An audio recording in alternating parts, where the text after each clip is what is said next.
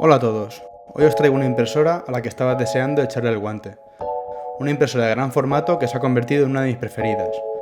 Hoy os traigo la Ender 5 Plus.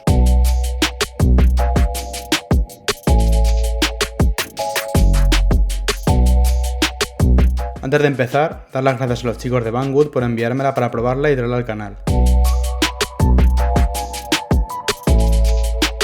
De primera nos encontramos con un buen embalaje, la impresora viene muy protegida. Nos viene con una pequeña bobina de filamento y una caja con todo lo necesario para su montaje. Tornillos, recambios, los típicos alicates de corte, bridas, llaves, un alfiler para solucionar pequeños atascos, un cable USB, cable de corriente, una micro SD con su adaptador, sujetacables y una espátula.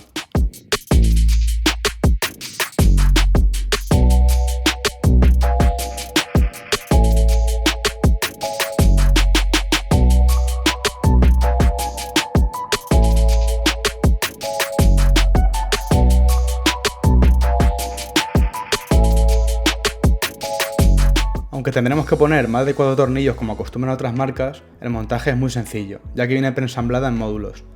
Hay que tener en cuenta que es una impresora muy grande y la verdad es que no se me ocurre mejor forma de meterla en una caja. Siguiendo sus instrucciones la montaremos fácilmente.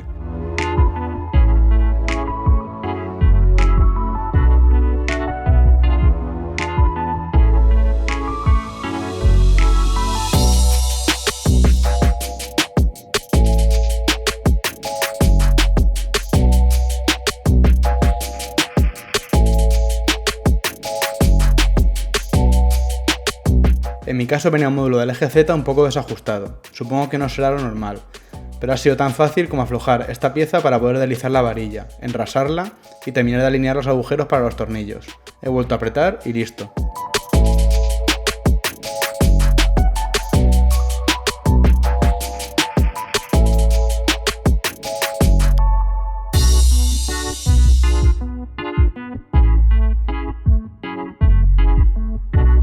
Además, el cableado viene todo muy bien etiquetado para que nos sea muy sencillo conectar todos los componentes. Es prácticamente imposible equivocarse.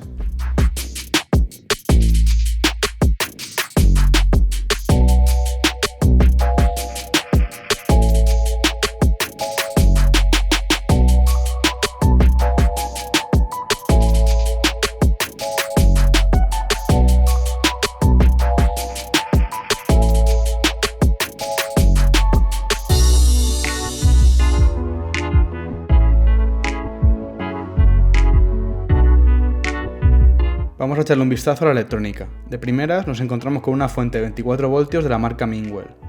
Vemos también un MOSFET que ayuda a quitarle carga a la placa a la hora de calentar la cama caliente. La placa es una Creality 2.2 de 8 bits con drivers integrados. Estos drivers no son silenciosos, por lo que si te molesta el ruido puede ser un contra. Vemos también el módulo de la pantalla, que nos trae una pantalla TFT táctil a color de 4,3 pulgadas y un cableado interior muy limpio y organizado.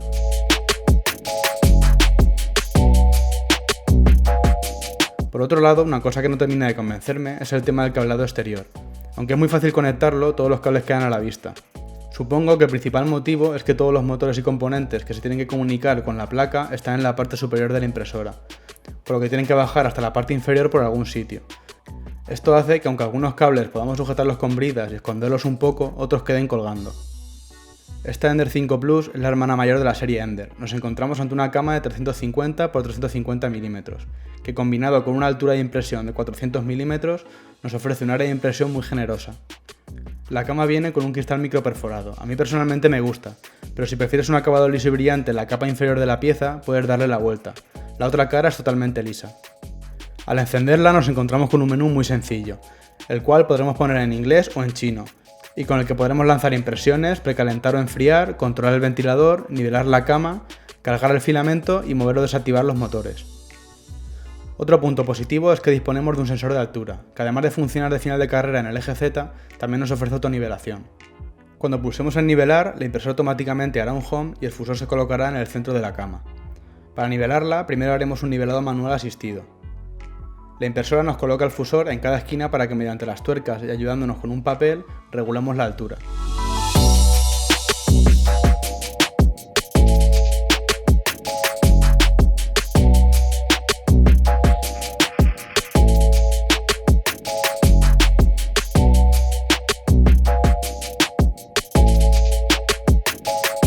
Recuerda que teniendo autonivelación, una nivelación manual bien hecha es esencial. El último paso es el centro, que lo ajustaremos con el offset de Z. Después de esto ya podemos iniciar una autonivelación. Esto lo que hace es crear una malla de 16 puntos, para que el eje Z pueda ir corrigiendo la desnivelación mientras imprimimos. Este proceso lo podemos configurar para que lo haga al inicio de cada impresión o hacerlo nosotros manualmente solo cuando nos interese. Todos esos números que vemos en la pantalla son el desfase en Z de cada punto que ha medido el sensor. Lo ideal es que cada punto se aproxime lo máximo posible a 0. Eso querrá decir que hicimos una buena calibración manual. A pesar de su estructura cúbica, no es una impresora Core XY, sino que estamos ante una impresora cartesiana, ya que sus ejes X e Y son independientes. Aun siendo cartesiana, es algo diferente a otras impresoras de su serie Ender, como la Ender 3, ya que es la cama la que se mueve en el eje Z y no en el Y hacia adelante y hacia atrás. Y el extrusor es el encargado de moverse en el X y en el Y, lo que me parece un punto muy positivo. Por otro lado, para soportar el peso de la cama, también contamos con doble motor en el eje Z, lo que sumado al eje Y sincronizado mejora mucho la precisión de esta máquina. Pero basta de hablar, ¿cómo imprime esta impresora? He empezado por imprimir los archivos de prueba que lleva la microSD, y la verdad es que muy bien. Son unos pequeños modelos a capas muy finas y el resultado es muy bueno.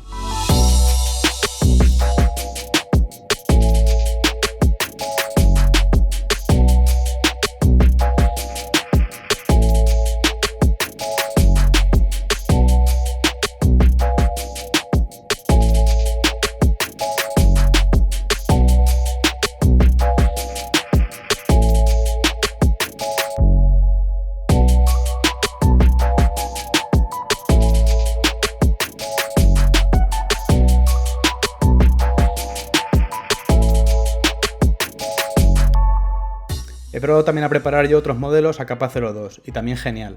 La verdad es que es la calidad a la que nos tiene acostumbrados la serie Ender. Son resultados muy similares a los que consigo con mi impresora Ender 3 Pro.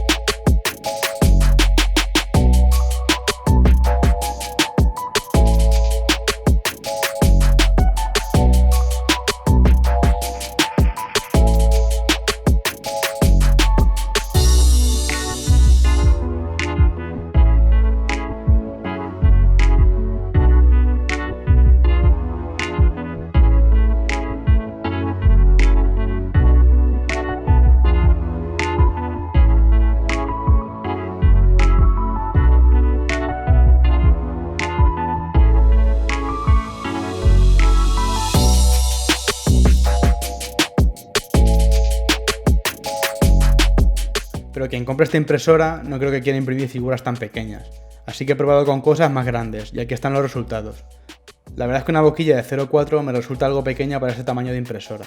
Creo que sería más adecuado una boquilla de 0,6 o 0,8, pero bueno, es tan fácil como cambiarla.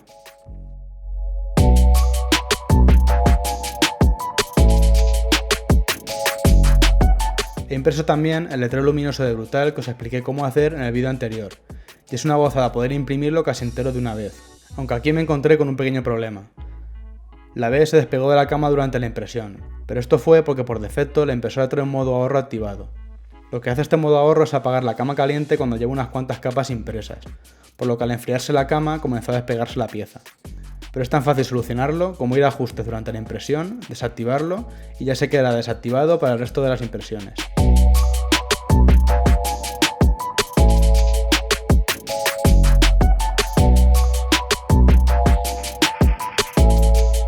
Para terminar, me gustaría hacer un resumen de los puntos fuertes y débiles de esta impresora y por qué me gusta tanto.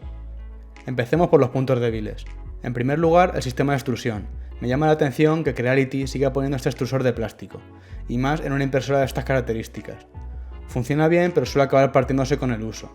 Además, ellos mismos venden un extrusor metálico con doble empuje que funciona genial.